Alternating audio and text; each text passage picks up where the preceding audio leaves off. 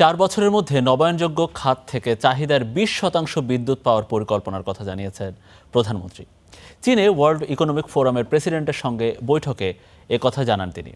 পরে তার উপদেষ্টা জানান, চীন সফরে শুধু বেইজিং নয়, স্থাপিত হবে বহুমাত্রিক সম্পর্ক। সফরে সই হতে পারে 15 থেকে 17টি চুক্তি ও সমঝোতা। প্রযুক্তি নির্ভর শক্তিশালী অর্থনীতির শহরে প্রধানমন্ত্রী তার প্রথম চীন সফরে শুধু দেশের মানুষ নয়, তাকিয়ে কূটনৈতিক মিত্ররাও। মঙ্গলবার বিকেলে প্রধানমন্ত্রীর সঙ্গে সৌজন্য সাক্ষাৎ হয় ওয়ার্ল্ড ইকোনমিক ফোরামের প্রেসিডেন্ট আলোইস জভিঙ্গির। চীনের ডালিয়ানের এই আয়োজনের শুরুতে জলবায়ু পরিবর্তনের বিরূপ প্রভাব মোকাবিলায় সরকারের নেয়া উদ্যোগ তুলে ধরেন তারেক রহমান।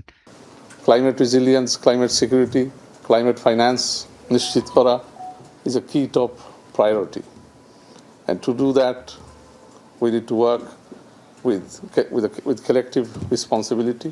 বলেন 2030 সালের মধ্যে মোট বিদ্যুৎ চাহিদার 20% নবায়নযোগ্য উৎস থেকে উৎপাদনের পরিকল্পনা রয়েছে তার সরকারের। বৈঠক শেষে প্রধানমন্ত্রীর উপদেষ্টা জানান, নতুন বিনিয়োগ ও কর্মসংস্থান সৃষ্টির পাশাপাশি জাতীয় সক্ষমতাকে আরও শক্তিশালী করবে সরকার প্রধানের চীন সফর। নবায়নযোগ্য জ্বালানির শতকরা 20% উন্নতি করার যে লক্ষ্যমাত্রা, সেটি তিনি বিশ্ব দরবারে বাংলাদেশের পক্ষ থেকে উপস্থাপন করেছেন। বাংলাদেশের জন্য বিনিয়োগ সৃষ্টি, কর্মসংস্থানের সুযোগ সম্প্রসারণের এমন একটি সুযোগ, এবং তার পাশাপাশি বিশ্বের বিভিন্ন দেশে যে বেস্ট প্র্যাকটিসগুলো রয়েছে আলাপ আলোচনার মাধ্যমে সেগুলোকে কিভাবে বাংলাদেশে ইমপ্লিমেন্ট করা যায়, সেটি আলোচনার একটি ক্ষেত্র।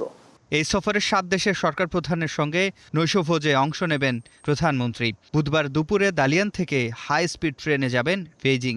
25 জুন চীনের প্রধানমন্ত্রী এবং 26 জুন প্রেসিডেন্ট শি জিনপিংয়ের সঙ্গে শীর্ষ বৈঠক রয়েছে তার।